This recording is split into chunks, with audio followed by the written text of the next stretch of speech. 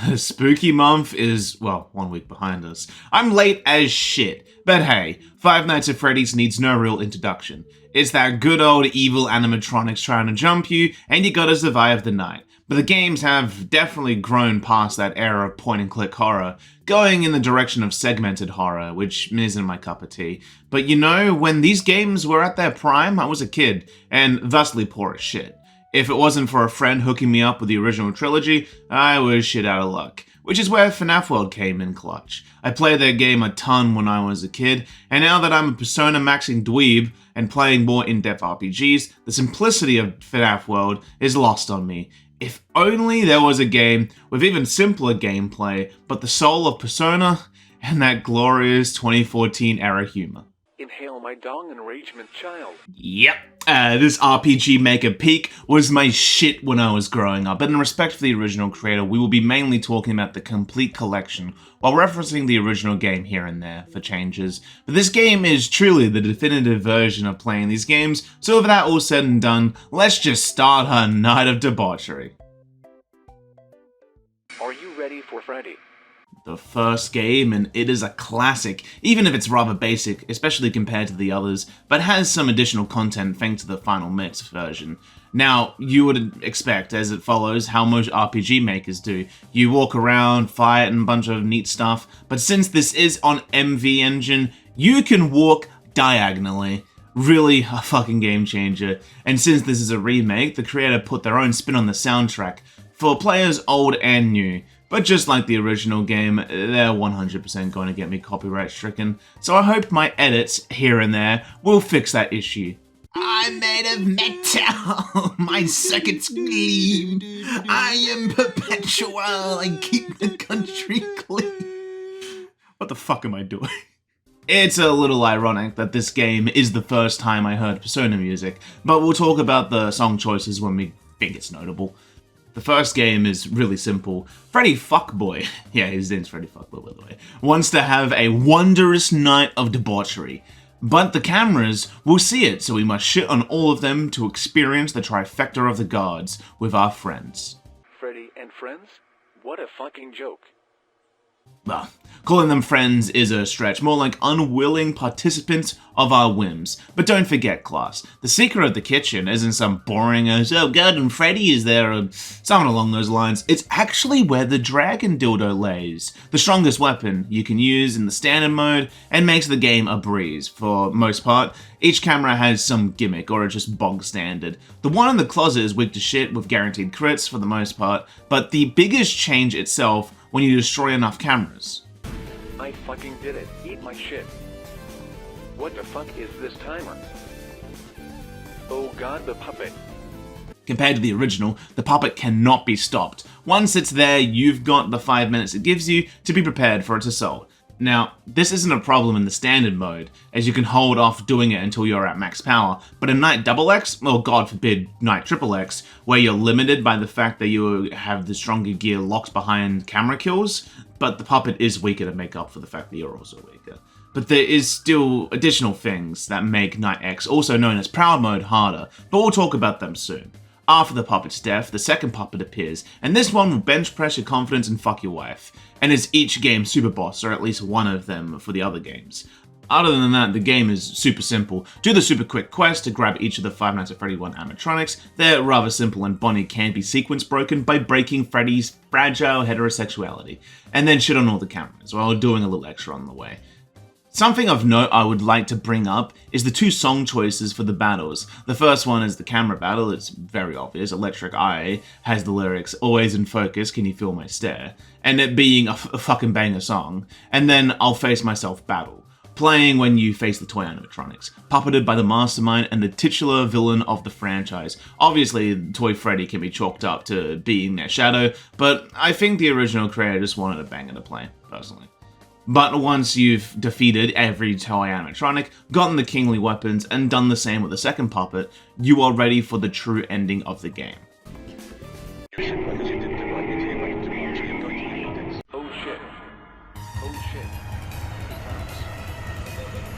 Golden Freddy is the big bad of the first game, especially if you are one of the poor souls that try to do Night XXX, as he is actually impossible to beat unless, well, you cheat. But in a standard battle, he's actually pretty simple, all things considered, and goes down with little fight, which leaves us to enjoy our night of debauchery as all yiffing bears have been rightfully snuffed. Is what I would say if it wasn't for the true ending. I haven't mentioned this, but around the area, Balloon Boy has been hanging around. When you defeat a security party hat, Balloon Boy takes the place of this game's merchant. Well, in this game series, he's basically the Antichrist, or really Xehanort, but I'll talk about that later. The fight against him is way easier than the original, and something I haven't really brought up is how much nicer the combat is overall compared to the original game. The original game was quite rough around the edges, but is a soul-filled fun experience. While this game is more tight and precise, balanced optimally, and still hard. But the biggest addition is the fact that everyone has an observable health bar, and you can even scan them to see exact numbers, but it's mainly used for funny quotes. But with us defeating the arrangement child, we can finally enjoy our night of debauchery. And that's kind of it for the first game. It's fairly simple, but with this new remake, we've got a change to the hard mode, and that's limiting our consumables depending on the size of the consumable. Dietary points for food like donuts and pizza, or alcoholism points for soda will increase. You cannot reach past 100 or you'll be punished heavily. It decreases by 20 each turn, so it's usually 2 to 3 rounds of no high level consumables before you can use it. In a lot of cases it won't affect you, but it does pose some issues, if not worked around. But in all of my playthroughs on each game, I have never had it activate, so it's really not that hard to avoid. But the gameplay is more segmented, not giving you stronger equipment until you're destroyed, enough cameras, leaving you with Delta equipment by the time you face the puppet. Knight XXX is also unchanged. You can only be level 1 and is unbeatable unless you cheat. It's the ultimate version to play this game, and one I recommend if you enjoy yourself a good challenge, but for the first game it's a fun ride. But with the final mix, it added 2 additional scenarios, so let's just talk about them. I'm not too sure where this takes place, but I assume it's prior to Five Nights at Fuckboys 1. And essentially, you play as Balloon Boy and shit on all the cameras, or gathering the toy animatronics that he'll eventually sick on Freddy Fuckboy and gang. You even get to use the puppet in this scenario, but there's a small issue. The mangle has locked itself in the office, so you've got to teach it a lesson, and while the Xenoblade song Mechanical Rhythm plays, we beat it into submission. But really, that's it for the scenario. Just a way to show how the toy animatronics to play ball, or by the looks of it, how he possessed them.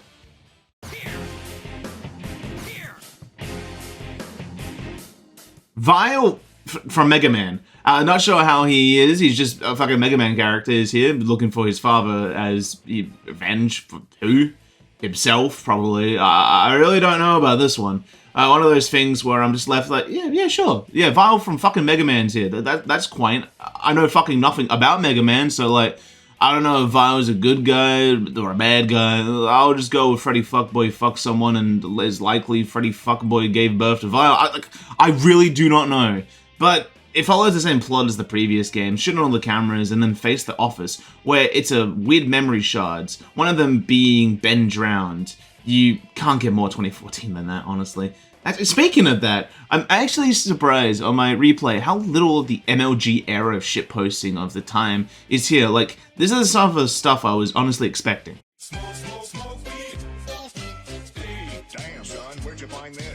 Regardless, I still love that video, and yeah, there's not much to talk about here. Just know that the paternity will be revealed soon enough, as we've got Five Nights at Fuckboys 2 to talk about, so let's just get going. It's me. Are you ready for ready? Let's start this off quickly and just say this is one of my personal favorite of the original series. It's got the most content and the gameplay is more fleshed out. However, that has changed with a certain mode being fleshed out, but we'll talk about that when at the end of the video. We're here to talk about Toy Freddy's Night of Debauchery, and it follows the same plot as before. This time, Balloon Boy is actually quite nice, not drenched in swag-filled clothing, just a stand-up bitch. Just like the first game, we need to gather all the animatronics, and this one's quite challenging for the most part. Unless you're like me on my proud playthrough, I shattered Toy Freddy's fragile heterosexuality and flushed out a Cerberus dildo, giving you free turns to attack or just do anything, at the cost of no SP. And then soon after, you beat the shit out of Splash Woman, Toy Freddy's ex-wife who totaled his car and is a total bitch. The fact that I had the free will to say that sentence and someone out there might just be like, "Ah yes, fine gambit, well played, sir," it just gives me a fucking aneurysm, but I digress. Just like the previous games, as well, the puppet will appear after optimal camera shitting. This game, however, due to it being FNAF 2, has more playable characters after the destruction of nearly every camera. You can face the withered animatronics. They're decently hard fights, and require some strategy, or you can just get withered Freddy straight away and deafen Hail. But hey, who am I to judge? The biggest change, however, is when you destroy the final camera in the office. It shouldn't be a camera. Why the fuck is he Goku? Not only that, but in the Proud mode, he is assisted by Shadow plushies. It's crazy. It's straight up nonsense, and I fucking love it for that. When you do the boss rush, it even plays Blizzard, the song from Broly. But once you destroyed all the cameras, the obvious happens. The Enragement Child shows his swag once more and kicks us out of the office, leaving us to find him once more. This is the part where I say I've never played Earthbound, but I do know what Gygus is, so the fact that I know exactly where this was going before it happened is fucking stupid. But yeah, Balloon Boy is not only Zeganor, but he's also Gygus. How lovely. Scratch that, because not only does entering his area make a worthless stick become a dragon dildo, but when you make BB turn into his infinite Gygus form, it's actually fucking Yaldabaoth from Persona 5. It plays the song and everything. It's not a one-by-one remake, but it functions the same for the most part, while the faces that appear to support remind me of Squall from Final Fantasy VIII, but I might be looking too deep into it. But with the child's HP depleted to 0, we're blessed with the power to commit the Bite of 87.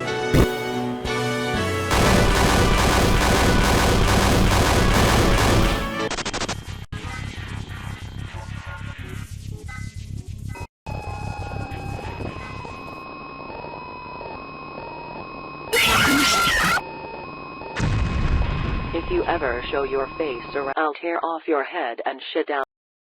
Whoa. Calm the fuck down, Mangle. I'm scared.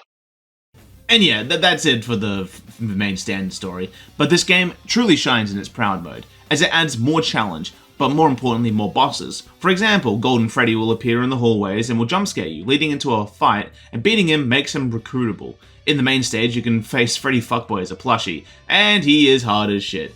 You get to face Toy Freddy as the party, giving them stat boosts, and although the standard mode, you truly become a rap god when you face Tupac or Snoop Dogg, when you collect enough tapes, but the ultimate challenge is the secret final fight. After beating the final boss on Proud, you are given a boss rush. Once completed, you get, and I shit you not, intercontinental ballistic missiles to use to immediately defeat Balloon Boy, and is one of the requirements to face the secret super boss. The other requirement is winning these shitty arcade games. There's nothing too crazy about them, just wait for Toy Freddy to say, "I fucking did it, eat my shit," and go to the next one. And then finally, defeat Shadow Bonnie, which originally was a 1 in 1,000 chance to spawn, is now just a thing that happens in the male bathrooms. It has less source, but I'm just glad, because fuck chance-based gameplay, unless it's about cracking the purple guy. With that all done, and you just go and defeat the final boss, and get the ever so lovely credits, but before you think you are done,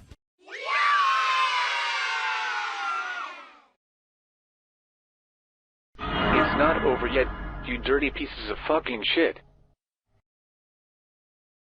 Are you ready for Freddy? Oh shit. I'm about to have the time of my fucking life. Yes. Devour my hot bird ass Freddy. Get one fast fucking go.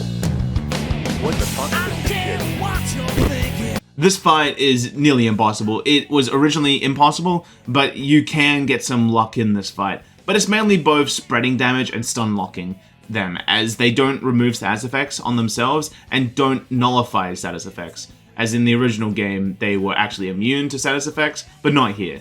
But I will admit, I did cheat a little by boosting my damage to get the win, but it was still hard as shit. But realistically, lore-wise and gameplay-wise, you're meant to lose this fight. But it's still a fun addition. Overall, this is the best game in the trilogy in my opinion. The content is fleshed out, the gameplay is swapping between the selectable characters, and it is fun. But also, thanks to the passive each character adds, there's always something unique to mess around with. But this game, just like the previous, has an additional scenario, so let's talk about that. This is yet another Balloon Boy scenario and acts kinda like the previous one, but since the toy animatronics are the main focus of the game, it's just you and the puppet shitting on all the cameras. But it also acts as a what-if scenario, in which you play the events of this game, defeating the toy animatronics in the end of the Geiger's dimension. And I don't know if this is true or not, but I assume this is where Balloon Boy got the toy animatronics from the first game. But I don't know, it's probably just some multiverse bullshit, and just like FNaF lore, if I had to go into the deep lore of these games, I might actually just shoot myself. So let's just go into the save import scenario. Oh shit.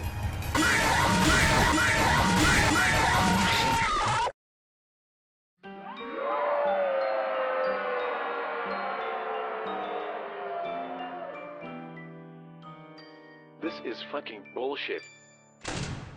Bonnie, Chica, and Evie are dead. The hats are insatiable. This was originally in the second game as a save export. Essentially, you would get given a save load and it would be this thing that greets you. Getting absolutely fucked up by Golden Freddy, being a continuation of Night Triple X for the most part. With the other animatronics dead as shit, we're taken by the DeLorean from Back to the Future to 1987.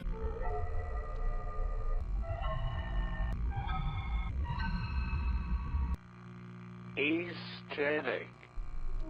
Hello. The enragement child is here to kill his past self, but his past self is stupid fucking idiot and touches the presents and summons the king of pop himself, Michael Jackson, leaving us no choice but to kill him. But silly us, this isn't Michael Jackson, it's Michael Jackson's Moonwalker, which means that he is a fucking robot. This hulking monstrosity is probably the strongest robot in the verse, my headcanon of course, but he is not a true animatronic. So we shit on him, and well, what's done is done. Freddy decides to go on his aesthetic journey, leaving Balloon Boy to ruin the timeline with his paradox nonsense. As we go through the Eddie's aesthetic, Golden Freddy jumps us once more, but this time the tables have turned. The insatiable party hats are nowhere to be seen. So we jump Golden Freddy and take care of his ass, leaving us to go back to our current timeline, but getting help from Balloon Boy doesn't work as you would expect, because he's a little shit, but it leaves us at the end credits of Five Nights at Fuckboys 2, which means we're getting the canon version of this fight. I'm going to become an unwinnable boss and screw with their fucking heads. Ahem. It is vital I get the best posture for this. It is delicate and takes time. Okay, here we go. It's not over yet, you dirty pieces of fucking shit. Oh shit. I'm about to have the time of my fucking life. Yes. Devour my hot bird. Get fucked fast, fucking go.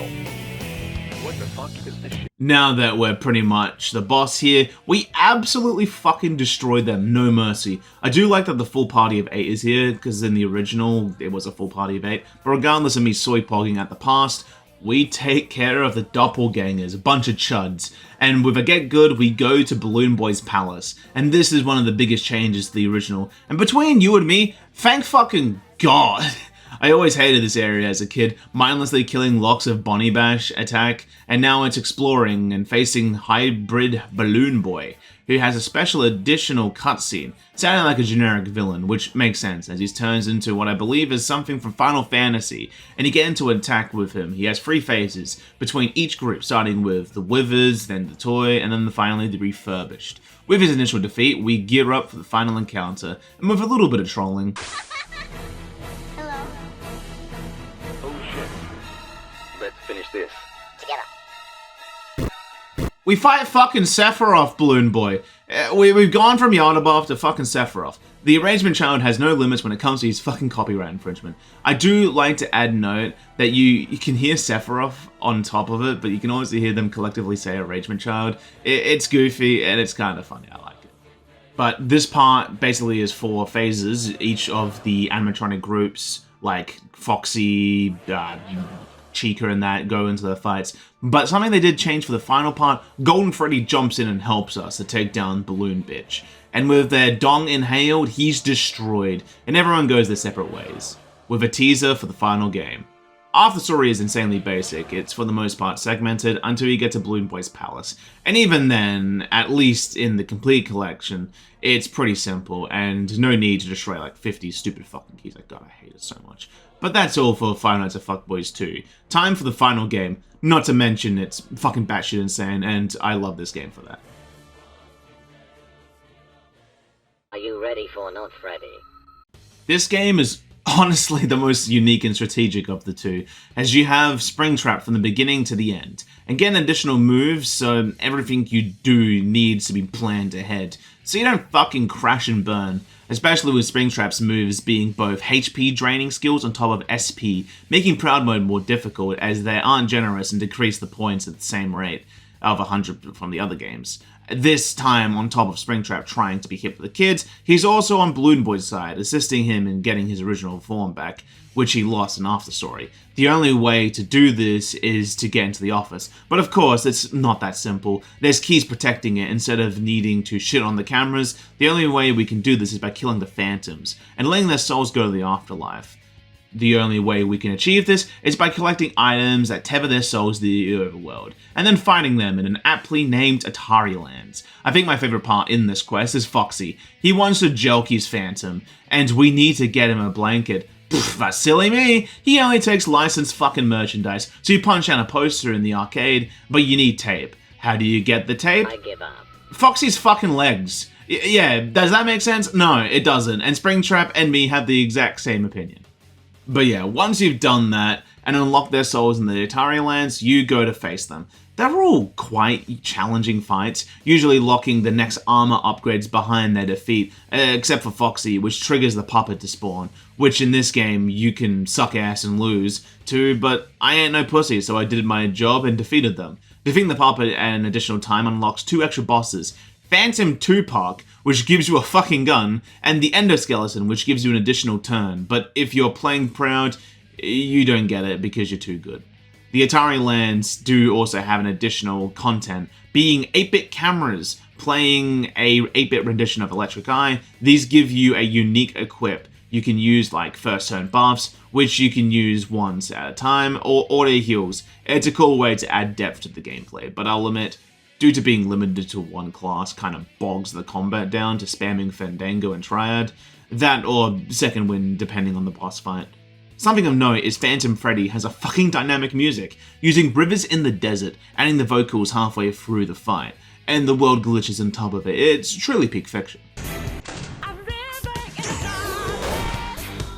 With the final Phantom's defeat, it was all for naught as Springtrap realizes he has to unlock it through the vents. However, a new fun addition in this game is after the Scott area has been completed, all the new animatronics are stuffed here, like Lefty, Helpy, and the other Five Nights at Freddy's 6 animatronics, appearing to want to fight you. And yes, that also means Scrap Trap, but he appears just before the very end, but if you defeat the other animatronics prior, it's very cathartic to kill him, though an ugly design, he fucking deserves it to be honest. On top of that, Enid replaces the vent security system as you brawl him, pumping to the battle for everyone's souls. Yeah, the same theme that would be the final stand of Seas is now being used by a rotting fucking corpse doing fisticuffs with a machine that's got like 1/5 of his order in there. Truly good stuff. But with Enid defeated and the way open, we of course go the scenic route, revealing the plan that BB and Springtrap had as we enter the room and start the ritual.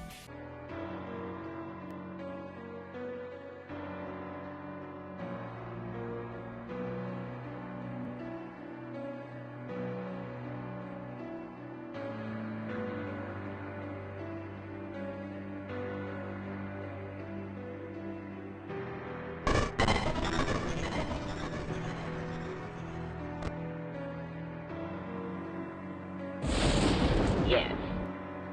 It's finally happening.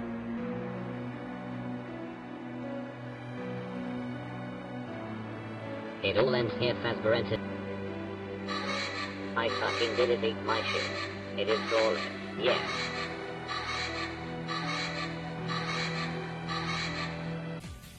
That's it for the first act. There's a little extra, mainly content you get in Proud, but you don't get it until you complete Act 2. So let's talk about that section, but since we're here, let's just talk about Puppet Mode. Puppet mode is very basic. You verse Springtrap as the puppet. It's a long-ass fight while Burn My Dread blares. You can win or lose if you want. It's just a neat little super boss you can do if you're bored. But I bet that corpse ass, so go me.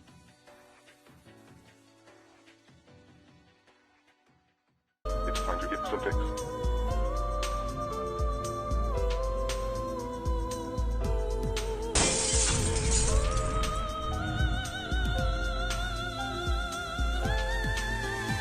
Golden Freddy is here to get revenge and yiff some dicks, but he's got his ass beaten by the first camera. Truly a jobber, but through mystical bullshit and plot armor, he summons a fucking persona while apt music plays, as Golden Freddy awakens to his power and we make quick work of it.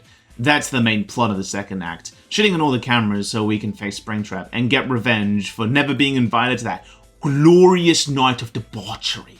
However, something of note is we're actually limited by our resources. There's no additional fight, so all the credits we get from the cameras and the additional boss fight of Phantom Biggie, I can't believe I fucking said that, is all we're getting. It's enough to easily do it, but it's at least something to keep note of. Every now and again, we're given tiny bits of lore tidbits, kinda like how FNaF does it, just small flashbacks. But instead of some cringe, lore deep fucking cringe shit where we have to piece it together under the influence of copium, it's spelled out to you. Simply, Springtrap wants a night of debauchery. He does not invite Golden Freddy. They have a scuffle and they're fired. I don't know how you fire an animatronic, but more importantly, how has Springtrap got a rotting corpse? Does it follow the same, like, original lore? Okay, I'm looking too deep into it, but yeah. After all the cameras are shitted on, except the one at the entrance of the office, we get one last camera, which feels kinda like a scripted fight, as we're super overpowered and wipe it out with ease, leaving us to face Springtrap and Balloon Boy, and one last epic battle to stop the ritual, and we get a revenge with a dildo in hand. In this fight, we put the pressure on both of them, as you would expect. The arrangement child just fucks up, and in the nanosecond, he is pressured. And Springtrap just says fuck it and burns the place down, as the two animatronics slowly fall apart, fighting until the brutal end, where it's highly implied they both died. You know, I thought about it. Why didn't Golden Freddy just do this? Is he stupid? Big Wilder, the Upstopper.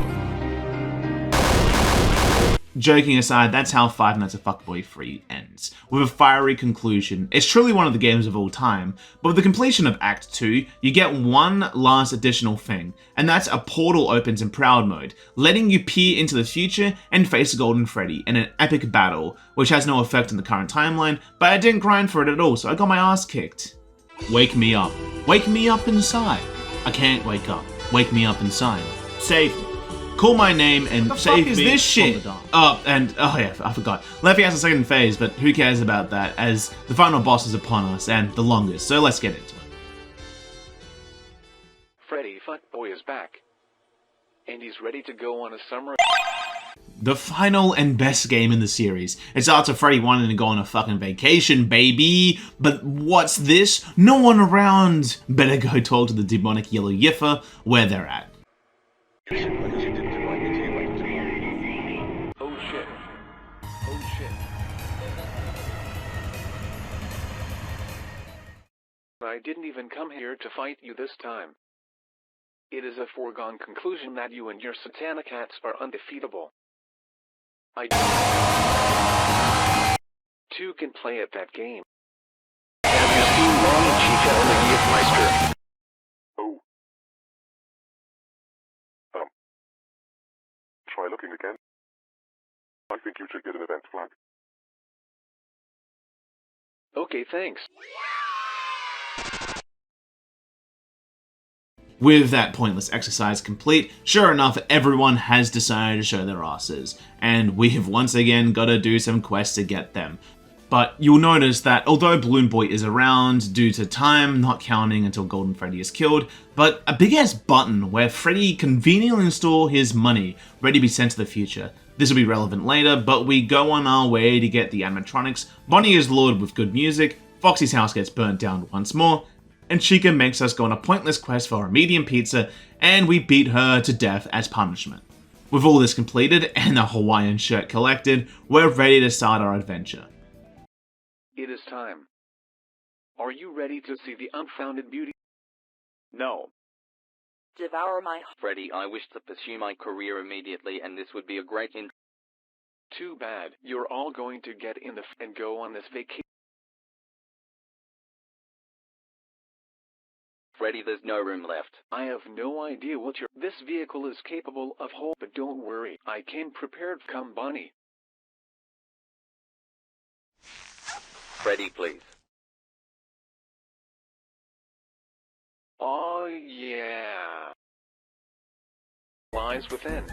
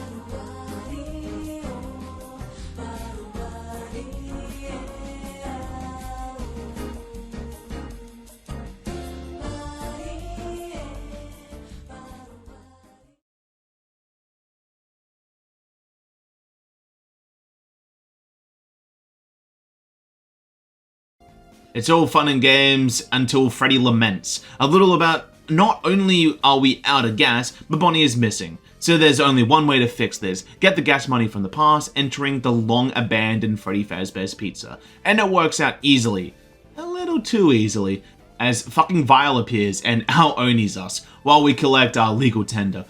With it all collected, we get into a skirmish with the bastard child of Toy Freddy, which we force the rotund chud to fix, with him killing his own child. With that all done, we're about to leave until we hear the familiar laugh and see Balloon Boy doing the same ritual he was previously in the office. Sadly, our precious generators are powering him, and we're left to retreat for the time being. Of course, Freddy's generators, the ones that the games are iconic for, having that power, both the future and the past pizzeria, is inside two separate dungeons, which have been reworked from the ground up. Acting a little more like heists from Persona 5. I mean, Price plays in the past and Ark plays for the future, so I think it's a little on the nose. This area's gameplay is more unique, however. As the original, we're fighting security systems and eventually the generators themselves. Here you explore these new dungeons, complete puzzles for skill cards, which they probably do the card crashing from Persona 4 to get their power, and eventually face Shadow Freddy, who I believe is a crackhead behind the pizzeria than someone Balloon Boy hired. But that's it for the past. As with Shadow Freddy defeat, we destroy the generator and continue onwards. Well, not before Toy Freddy shows off his new hobby in necromancy to revive his son to give us a very powerful ally. And to the future we go. And when I first saw it, I was like, oh fuck, this is the Millennium Tower. But not only that, but Dreadbear is here, shit talks and leaves. So we've got to look forward to that. As we climb the tower, in this dungeon, however, we face different puppet masks as we bash and crash onwards. Eventually we do face the original puppet, as they swap between the masks to give themselves different buffs. But with quick healing and an infinite supply of that healing, with no punishment, we take down and face fucking Dreadbear on top of a building, while Fly is playing. We just need fucking Daigo on a stretcher and it would be fucking peak fiction. You have come. Enragement Child has taken this cop chase for far too long, and the time has come for me to put an end to it. Fine man.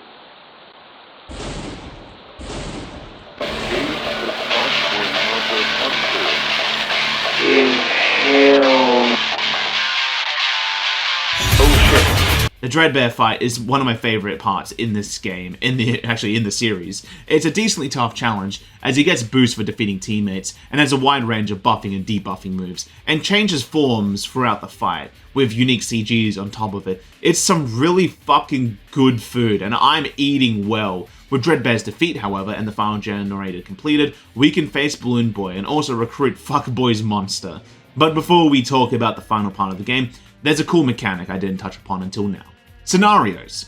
Scenarios are basically little fun lore tidbits, as we see Freddy Fuckboy go around different points in the time, getting something from it, or fighting a person like Splash Woman who we can warn about her comical enlarging of her bazongas, or Cranky Kong, the man who tells us to get good and is fucking unbeatable. He will fuck your shit up. But the ultimate battle, the one which hides a dildo of unimaginable power, is you do the refurb fight, but instead it's phantom animatronics, and it's actually really easy. I did it on my first try element, but with the scenario over and the will to bench a child instilled in my heart, we faced Balloon Boy. The first phase is super easy, but that's just a way to show his true form. He looks like a soy Wojak, not gonna lie, and this fight is a pretty long one. Balloon Boy is meant to resurrect the dream cameras to drag the fight on longer, but I just did the classic and set up for super long and then nuked the arrangement child to fucking Kingdom Come. But of course, he isn't finished here, as with him successfully ascending and Freddy knowing what to do, Vector to the heavens plays as Freddy goes onwards to fight Balloon Boy. Toy Freddy, knowing what must be done, meets with fucking Namine from Kingdom Hearts and erases all their memories of Freddy so they can live on without worrying about the king of debauchery. And in a scripted battle that feels like Nyx from Persona 3, we face the child who talks about the canon timeline, meeting the original games, and is trying to potentially join that game's lore. But a good Christian man like Scott wouldn't enjoy a debaucherous night of dildo sex and rock and roll, so we fight Balloon Boy with almost no hope in winning until we feel the world's voice, and we fight against him. And with the saviors in hail, we take the fucker down. As the credits roll with Balloon Boy's defeat, leaving the fate of Freddy Fuckboy in the air. There was originally going to be another game, but that has been cancelled for a good while. But I like to imagine that they would have found Freddy Fuckboy like Makoto in the answer, and instead of Erebus, it's like fucking JJ or something. But surely, for a game about endless debauchery, yiffing, masturbating, and all things that will get this video deleted, it's a touching send-off for a stupidly fun series of fan games. But enough of sad shit, let's talk headcanon. Okay, I'm not a lore nerd, but I've been thinking about this way too much, and I've come up with this. Okay, so, Namine, the girl who can alter people's memories, which she does, yeah, she does. However, she can only do that to Sora and people connected to Sora, like friends and family. Which means that if we're following that, Sora got fucking stuffed inside Freddy, and by that, we can say that Toy Freddy is Roxas. But not gonna lie, I've only gotten to the end game of Kingdom Hearts 1, so I'm just spouting gibberish. But I still believe, with a billion versions and variants of Balloon Boy, his ass is fucking Xegonaut, which, using all of this schizo headcanoning, Five Nights at Fuckboys is actually just Kingdom Hearts 4. Now, let's wrap this video up before I start comparing Ness to Steven Universe, who is 100% Sans. This video script is all over the place, because these games are for the most part all over the place. I mean, yeah, for the most part they follow your basic RPG Maker games to a T, the HP, MP, and TP system, and all that shit. But it's the stupid humor, you know, the random quips like, I fucking did it, eat my shit, and inhale my dong enragement child, that really keeps you invested, and it did for me at least. When making this video, I thought I would be left to cringe to some of the outdated humor and just turn it off, but if anything, I laughed harder. Is that more of a question of my brain rot? Maybe, but it's still a funny romp around familiar characters, but very unfamiliar characteristics. If you enjoy RPG Maker games and haven't tried these out, I really recommend it. They're a ton of fun. Something I also recommend is watching Midnight Crick's video on the Five Nights at Fuckboy iceberg. It's got a ton of cool info and Easter eggs in this messed up but fun RPG franchise. Thank you so much for watching this video. It took way longer than I was expecting because I didn't think a single one of these games would be more than 5 hours of content stuffed inside, but fuck me, I was wrong, huh? I'll be perfectly honest and say that I'll most likely never make a FNAF video again, unless it's on Day Shift at Freddy's, so if you want to see a video like that, just let me know, and I'll get around to it. I've never actually played them, so it'll be an interesting journey. However, if you like JRPG or Dead by Daylight content, you're in the right place, so if you want that, like and subscribe to see future content, but for now, enjoy this little thing I made to piss off a friend. Oh look, a cardboard box. I hope nothing mushroom related happens with this. Yo mama day inside joke. Good job.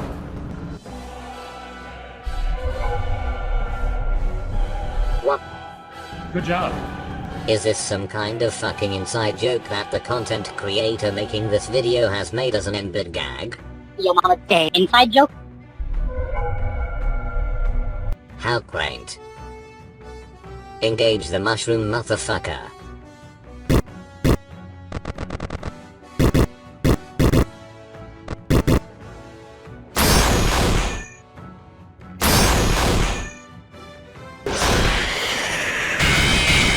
I give up.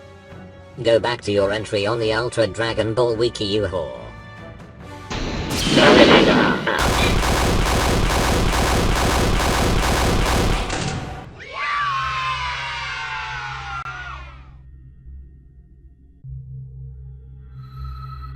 Awkward.